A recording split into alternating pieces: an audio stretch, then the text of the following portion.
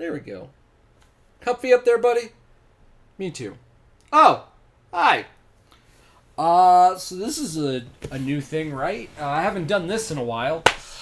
So the last time I did this, we talked about Kingdom Hearts, and that was over on the True Damage channel, but now we're over here on my channel. Well, welcome. And today's subject is going to be Final Fantasy VIII. We're going to talk about the best and worst moment in the game, in my opinion. A moment where a lot of people check out.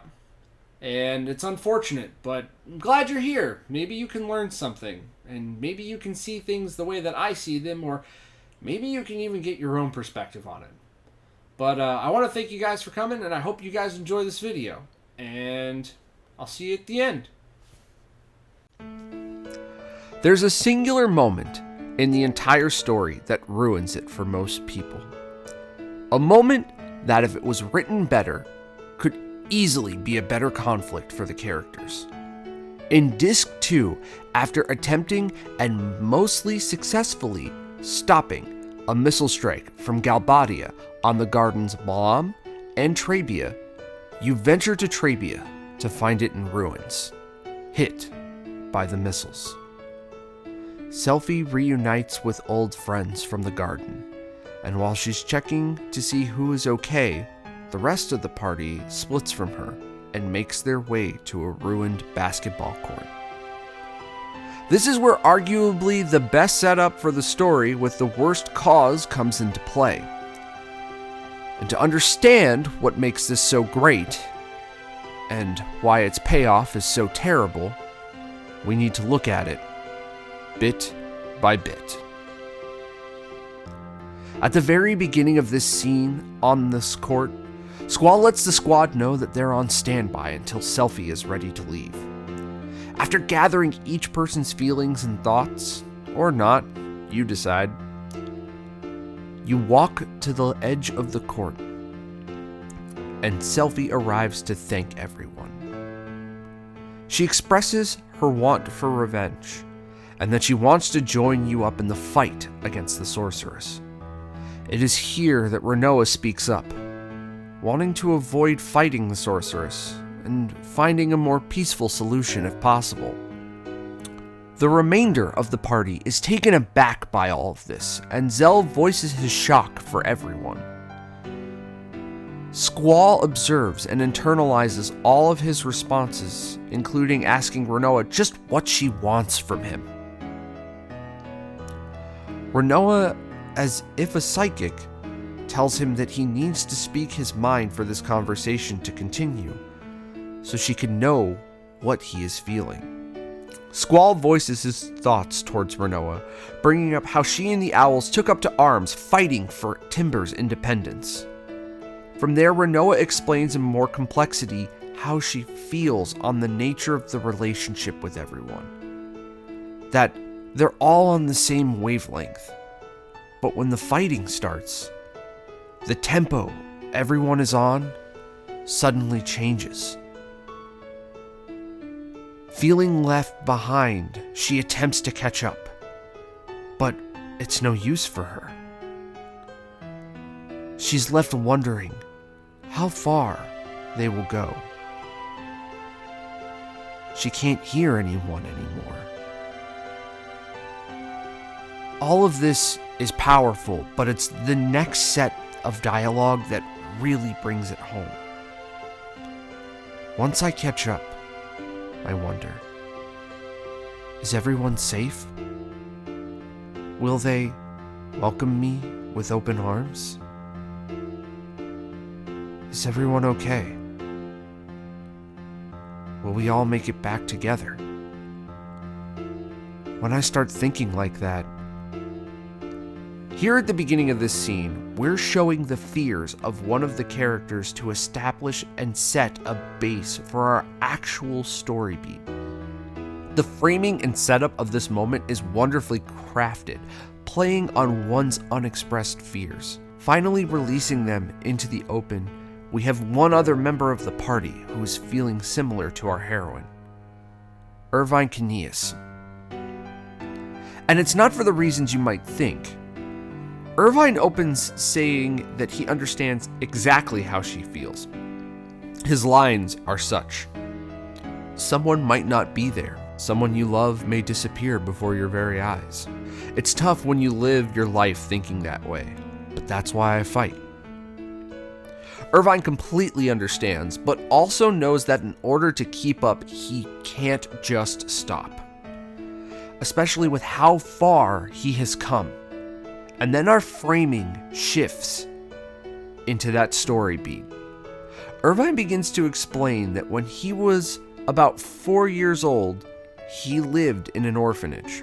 Irvine begins to set the scene in the orphanage, explaining that many of the kids there were very much like him, without a home or a family due to the Sorceress War that had just concluded. Irvine recounts a few of our squad as members of the orphanage, starting with Selphie and Keistis, both of whom are upset that he kept silent all this time after being reunited with them. Irvine explains that it sucked that he was the only one who seemed to remember. Zell joins, asking about ever having set off fireworks. And this is where we get control of Squall once again. He remembers himself alone, wandering and wondering where Alone has gone off to. We take him through the areas leading down to the shore with a view of the ocean and a lighthouse. Zell even recalls Cypher having been an orphan as well. This triggers a scene where Squall gives insight on every member of the orphanage.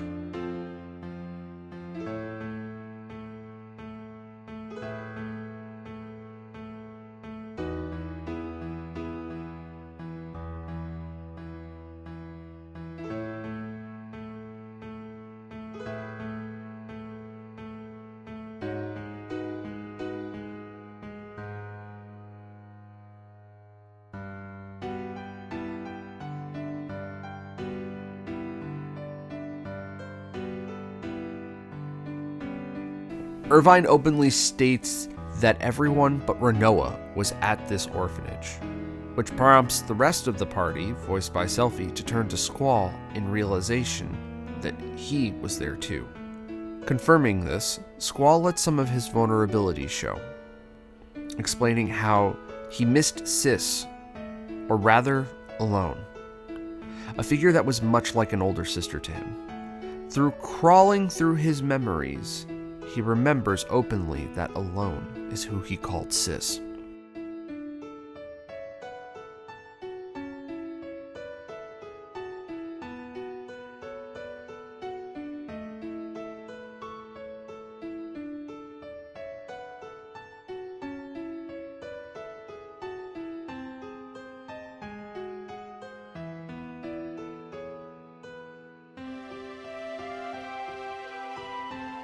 The camaraderie ensues as Zell states that he wants to help Alone.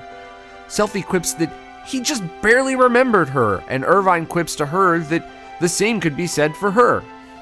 From here, each one offers their perspective on their adoptions and non-adoptions.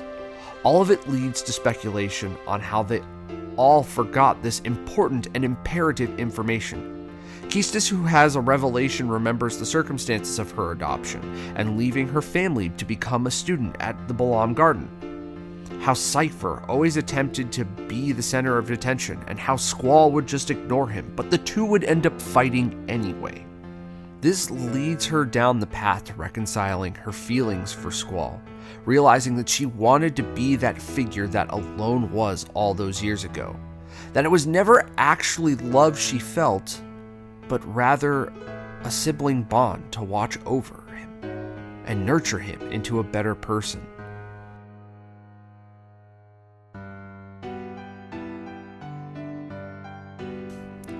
Keistis wonders if the same is possible for Cypher to have forgotten all of it. Keistis doesn't understand how the three of them could have forgotten all of this to begin with. And then Irvine utters one of the worst lines in the game. A line so stupid that it eliminates everything that we just set up. If you ask many people, they'll tell you that this part of the plot seemed shoehorned in. However, that doesn't really feel like the case if you observe it in context. With everything that comes before it and some of the stuff that comes after, there's a lot here that has grounded weight to it.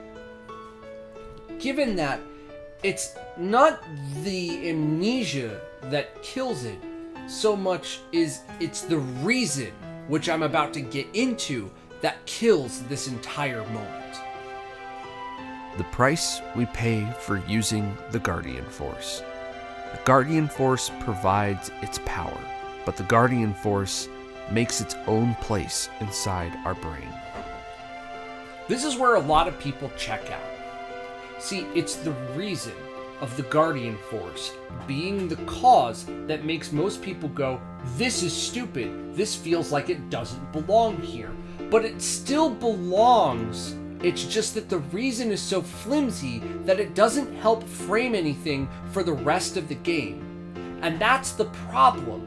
There's a question that gets answered, but instead of it actually being answered, you feel like there's another question looming around the corner. Why are they even using these in the first place if there's such a growing issue with memory loss being a problem? And that's where it comes into play. This reason is so bad that the actual reason they could have used would have made this a spectacular moment. Perfect. Now they try to double down on all of this by having a serious talk about what to do and what they should do about the Guardian Force power. However, we're skipping it for now because everything will make sense shortly as to what could have been done to even avoid all of this and make it way less asinine than it already is. After all of this, Keistis brings up Matron, the caretaker of the orphanage, a woman who wore all black, and when they picture her face, has a striking resemblance. Well, resemblance isn't actually the word Irvine would use, as he's quick to point out that Matron's real name is Adea Kramer, and that she is Sorceress Adea.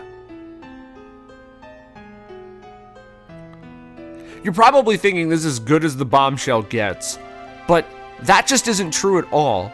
The confirmation of this brings about a whole new meaning to the scene in Disc 1 where Irvine states he chokes up all the time and he can't take the shot on Sorceress Adea. He can't take the shot not because he's choked up due to the pressure. That is the woman that took care of him, who nurtured him for a time when he no longer had a family. She's basically a mother to him, and not a soul of those he spent time with as kids even remembers her, and now he has to kill her? He volunteered for the mission knowing that, but he couldn't actually do it because it hurt him. All of this leads to something. A line from Irvine. Seed and the garden were all Matron's idea, right? This leads to the crux of my argument. With everything that happens in this game, with all the moments before it and some that will precede it, the Guardian Force argument is surely a weak link in this plot thread, and the biggest issue here. Matron knew all of this would happen. If that's the case, let's say before she finds out Irvine is adopted to a family before enlisting into the Galbadia Garden, Adea learns what's to become of her. And knowing this, she erases the memory of the children slowly through a delayed spell, ridding them of their connection with her to make it all the more easier for them to carry out their mission when the time comes. Think of how this could have transpired. The more you look at it from the perspective of Adea rewriting their memories of her, the more you can see that the Guardian Force explanation is absurd. It sounds like someone trying to make an anti-vaxxer argument. That's literally how bad it sounds. I don't want this one moment to deter people from Final Fantasy VIII if they've never played it. Nor do I want you to think that I dislike this game. I love this game.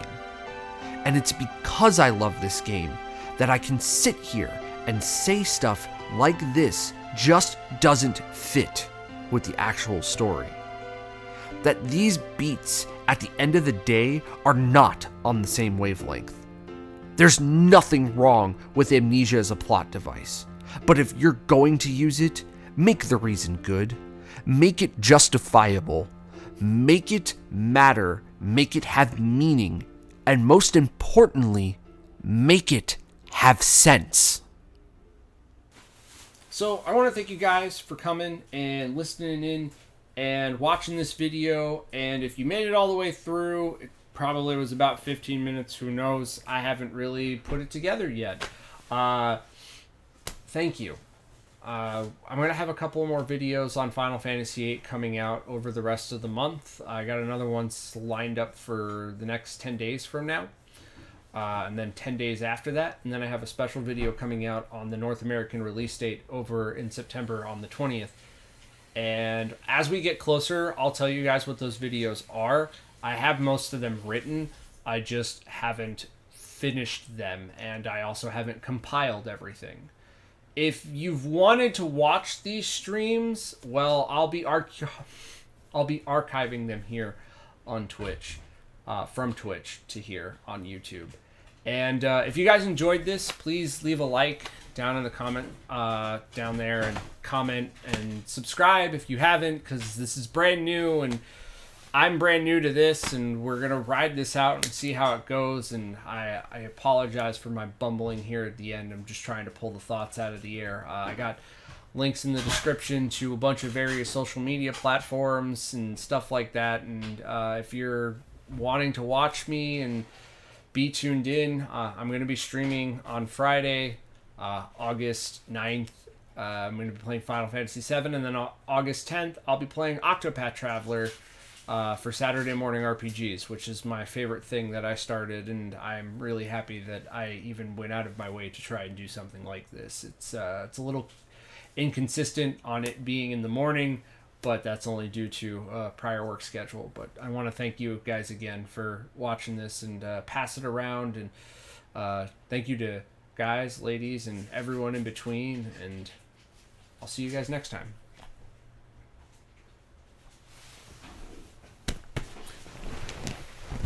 Hey, OBS, did you record all of that this time? Or am I going to deck you in the face? No, you did. Good job.